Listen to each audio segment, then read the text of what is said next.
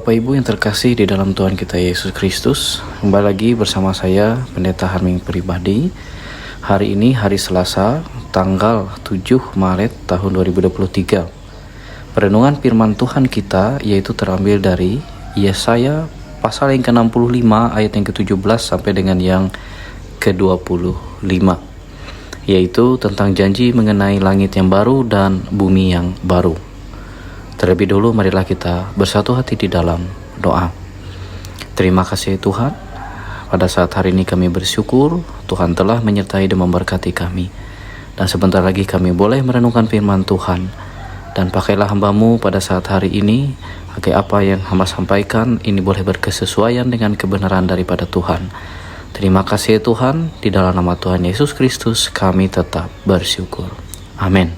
Yesaya pasal 65 ayat yang ke-17 sampai dengan yang ke-25, janji mengenai langit yang baru dan bumi yang baru. Sebab sesungguhnya aku menciptakan langit yang baru dan bumi yang baru. Hal-hal yang dahulu tidak akan diingat lagi dan tidak akan timbul lagi dalam hati. Tetapi bergiranglah dan bersorak-sorak untuk selama-lamanya atas apa yang kuciptakan. Sebab sesungguhnya aku menciptakan Yerusalem penuh sorak-sorak dan penduduknya penuh kegirangan. Aku akan bersorak-sorak karena Yerusalem dan bergirang karena umatku. Di dalamnya tidak akan kedengaran lagi bunyi tangisan dan bunyi erang pun tidak. Di situ tidak akan ada lagi bayi yang hanya hidup beberapa hari atau orang tua yang tidak mencapai umur suntuk. Sebab siapa yang mati pada umur 100 tahun masih akan dianggap muda. Dan siapa yang tidak mencapai umur 100 tahun akan dianggap kena kutuk. Mereka akan mendirikan rumah-rumah dan mendiaminya juga. Mereka akan menanami kebun-kebun anggur dan memakan buahnya juga. Mereka tidak akan mendirikan sesuatu supaya orang lain mendiaminya. Dan mereka tidak akan menanam sesuatu supaya orang lain memakan buahnya. Sebab umur umatku akan sepanjang umur pohon, dan orang-orang pilihanku akan menikmati pekerjaan tangan mereka. Mereka tidak akan bersusah-susah dengan percuma dan tidak akan melahirkan anak yang akan mati mendadak. Sebab mereka itu keturunan orang-orang yang diberkati Tuhan, dan anak cucu mereka ada beserta mereka.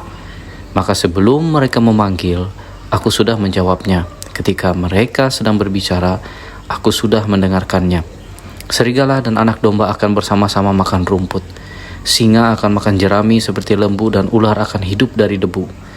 Tidak ada yang akan berbuat jahat atau yang berlaku busuk di segenap gunungku yang kudus. Firman Tuhan. Amin. Bapak Ibu yang terkasih di dalam Yesus Kristus, pasal-pasal yang tertulis di dalam kitab ini berkaitan sekali dengan tahun-tahun di akhir hidup Yesaya, di mana Allah menyatakan bahwa nubuat ini semakin memberikan pengharapan dan penghiburan kepada umatnya. Hampir di setiap pasal, umumnya terdapat nubuat mengenai Mesias yang akan datang serta kerajaannya di bumi. Beberapa peristiwa yang dinubuatkan pun sebagainya telah tergenapi, berhubungan dengan tertawanya Yehuda oleh Babel dan pemulihannya. Banyak pula nubuat lain yang lebih khusus, yaitu berhubungan dengan kedatangan Yesus Kristus. Dan yang lain lagi masih menunggu penggenapan. Yesaya pasal 65 ayat 17 sampai dengan yang ke-25. Nubuat ini berisi tentang kerajaan Allah di bumi kelak. Yesaya memadukan zaman kekekalan di mana tidak ada dosa bahkan kematian. Yesaya pasal 65 ayat 17 sampai dengan yang ke-19 dengan zaman Mesias, yaitu kerajaan 1000 tahun. Nabi-nabi dahulu membayangkan kebahagiaan di zaman Mesias serupa dengan kebahagiaan di Taman Firdaus yang akan dipulihkan. Bandingkan Yesaya pasal 11 ayat yang pertama sampai dengan yang ke-10. Karya-karya yang bergaya apokaliptik terdengar, lebih suka membayangkan kebahagiaan di zaman kelak sebagai suatu pembaharuan menyeluruh. Sehingga dalam karya itu dikatakanlah tentang langit yang baru dan bumi yang baru.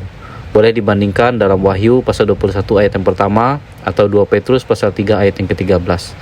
Dalam kitab Yesaya pasal 65 ayat 17 sampai 25 ini ditunjukkan pemandangan pendahuluan mengenai kebahagiaan di bumi dalam kerajaan 1000 tahun. Sesudah dibersihkan daripada orang-orang yang tidak beriman, bahkan segala penderitaan, ketidakbenaran, penindasan, ketidakadilan. Bila kita padankan dengan kitab Wahyu pasal 21 ayat yang pertama, hal serupa juga tertera. Dalam nubuat Rasul Yohanes, aku melihat langit dan bumi yang baru. Sebab langit yang pertama dan bumi yang pertama telah berlalu, dan laut pun tidak ada lagi. Berbeda seperti yang diutarakan oleh seorang pastor dalam film Titanic. Ia membacakan nas ini kepada para awak sebelum kapal itu terbelah dua di tengah lautan. Secara hurufiah sangat relevan. Di surga memang tidak akan ada lagi lautan yang menakutkan bagi mereka. Namun, perihal kata laut yang dimaksud bukanlah laut secara utuh pada umumnya, melainkan adalah simbol daripada segala orang-orang tidak beriman. Sumber kejahatan yang masif atau sangat luas, kelompok antikristus yang terorganisir, kehidupan dan aktivitas manusia yang sesat, serta berbagai penderitaan penganiayaan, penindasan dan ketidakadilan. Dari perjanjian lama sampai perjanjian baru, ingin menyampaikan bahwa segala nubuat ini akhirnya akan menuju kepada kedatangan Yesus Kristus yang kedua kali ke bumi, yang akan memperbaharui seluruhnya dengan cara Tuhan. Sehingga tidak ada lagi orang-orang yang tidak beriman, Yesaya pasal 65 ayat 17-25, atau lautan, seperti dalam kitab Wahyu pasal 21 ayat yang pertama.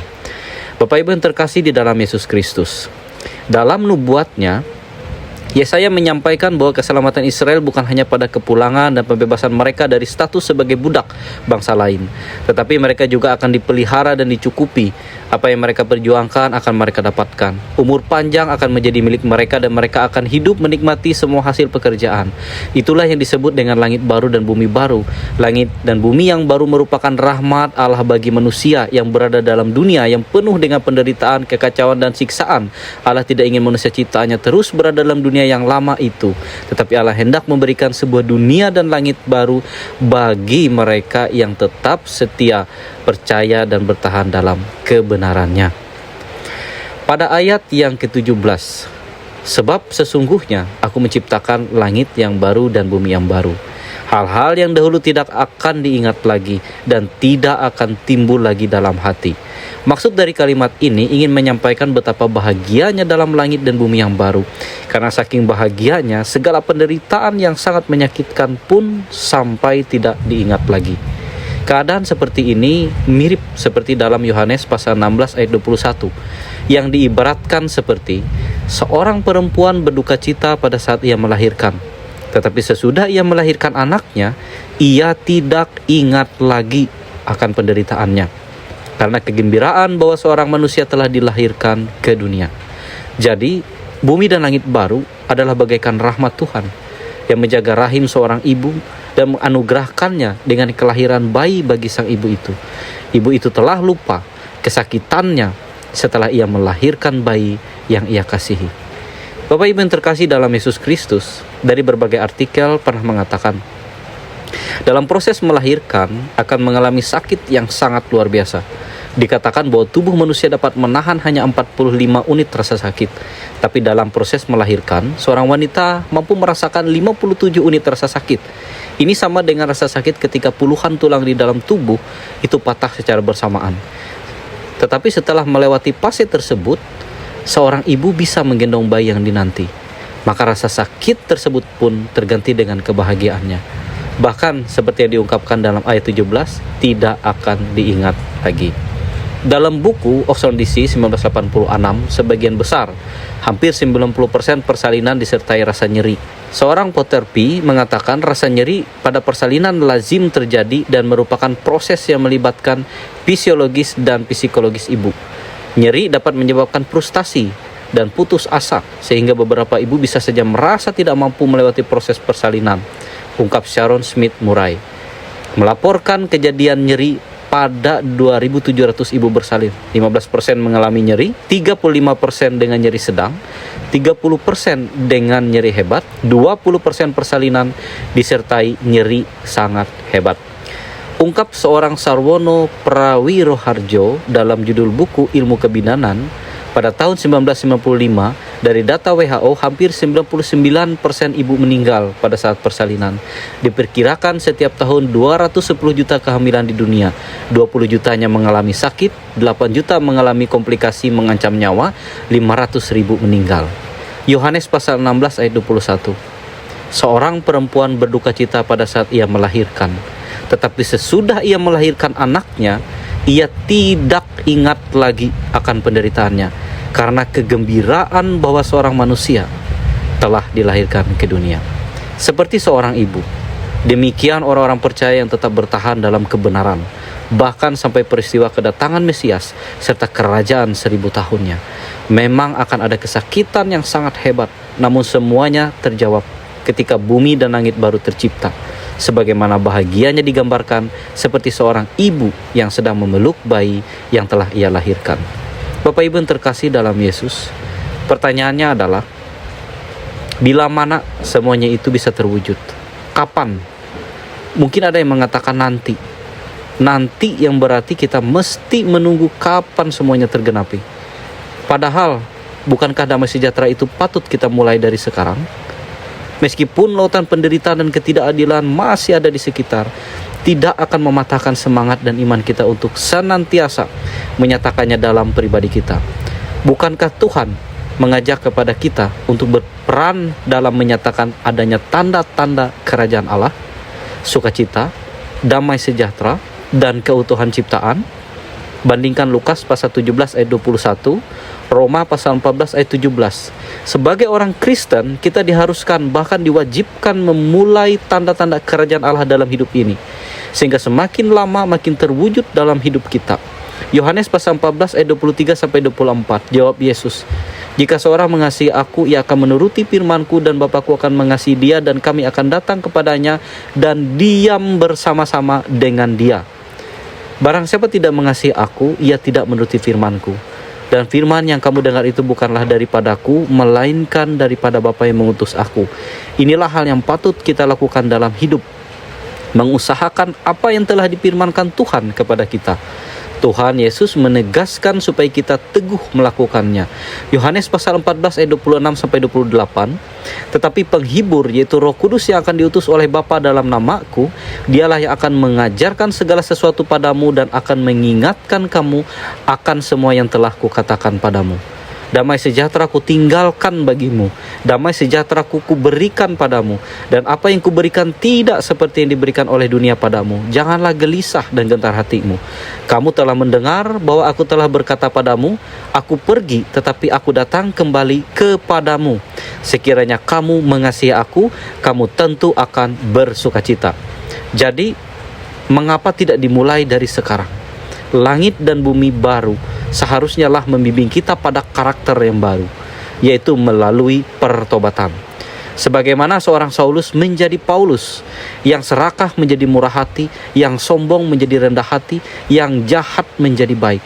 Begitu juga kita, terus melahirkan kebenaran, melahirkan buah-buah roh dalam keluarga dan kehidupan setiap saat, meski konsekuensinya adalah rasa sakit, penderitaan, penolakan, dibenci, teraniaya, bahkan hampir mati saat kita memperjuangkan kebenaran.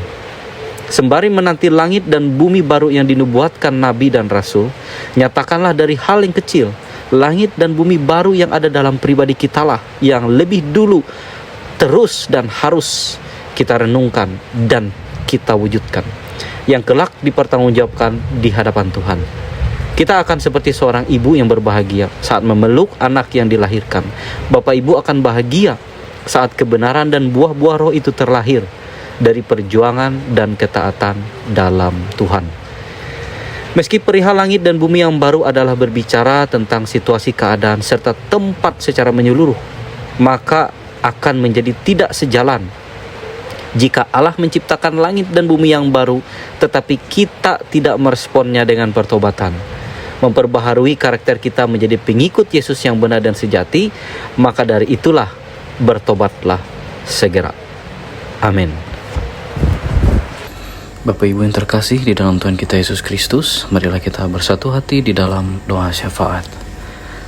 Ya Tuhan, pada saat hari ini kembali lagi kami dengan kerendahan hati, kami bersama-sama di dalam doa ini senantiasa bersyukur kepada Tuhan. Dan juga ya Tuhan, kami juga senantiasa memohon pengudusan daripada Tuhan, sehingga doa ini juga layak berkenan di hadapan Tuhan yang Maha Kudus. Hari ini ya Tuhan, kami boleh bersyukur karena Tuhan telah menjadikan kami pribadi-pribadi yang baru, pribadi yang dibaharui di dalam Tuhan, dan kami yakin senantiasa itu semua atas anugerah rahmat daripada Tuhan. Hari ini ya Tuhan, kami berdoa untuk bangsa dan negara kami, bagi para pemimpin kami juga hingga sampai di daerah ini ya Tuhan. Bolehlah mereka juga senantiasa menjadi pribadi yang bijaksana di dalam kepemimpinan mereka dan dalam setiap tugas dan tanggung jawab mereka yang benar di hadapan Tuhan. Begitu juga kami berdoa untuk seluruh lembaga gereja kami ya Tuhan, dan juga lembaga GKI yang ada di daerah ini ya Tuhan. Senantiasa para pekerja, pelayan, dan hamba Tuhan dan seluruh anggota jemaat yang ambil bagian dalam pelayanan, semuanya juga tetap dalam kasih Tuhan, dan seluruh warga jemaat juga tetap di dalam kasih sayang Tuhan. Hari ini kami juga berdoa ya Tuhan untuk orang tua kami yang lanjut usia, untuk saudara-saudari kami baik janda dan duda yang menjaga kekudusan pribadinya, untuk anak-anak yatim piatu ya Tuhan, untuk saudara-saudari kami yang dalam pergumulan berat, bahkan dalam ujian serta pencobaan yang begitu berat. Kami yakin Tuhan menolong, Tuhan senantiasa menguatkan mereka dengan kasih karunia daripada kebenaran Roh Kudus Tuhan. Dan kami juga bersyukur Tuhan juga memberkati setiap usaha pekerjaan kami, keluarga kami juga ya Tuhan senantiasa diberkati oleh kasih Tuhan. Hari ini juga kami terkhusus berdoa untuk jemaat yang ada di Jori Jerah Tabulang, para pekerja hamba Tuhan dan seluruh anggota jemaat yang senantiasa setia di dalam Tuhan, yang percaya dan beriman di dalam Tuhan, juga dikuatkan dan diberkati oleh Tuhan. Dan kami yakin dan percaya keluarga, kehidupan usaha dan pekerjaan juga semuanya diberkati oleh Tuhan. Kami yakin anggota jemaat kami yang ada di Jori Jerah Tabulang dalam kasih dan penyertaan Tuhan Yesus. Terima kasih ya Tuhan. Tuhan menyertai dan memberkati kami hari ini dan senantiasa sampai selama-lamanya. Tuhan memberkati. Bapa kami yang di sorga, dikuduskanlah namamu. Datanglah kerajaanmu, jadilah kehendakmu di bumi seperti di sorga. Berikanlah kami pada hari ini makanan kami yang secukupnya, dan ampunilah kami akan kesalahan kami, seperti kami juga mengampuni orang yang bersalah kepada kami. Dan janganlah membawa kami ke dalam pencobaan, tetapi lepaskanlah kami daripada yang jahat. Karena Engkaulah yang mempunyai kerajaan dan kuasa dan kemuliaan sampai selama-lamanya. Amin. Tuhan memberkati engkau dan melindungi engkau. Tuhan menyinari engkau dengan wajah-Nya dan memberi engkau kasih karunia.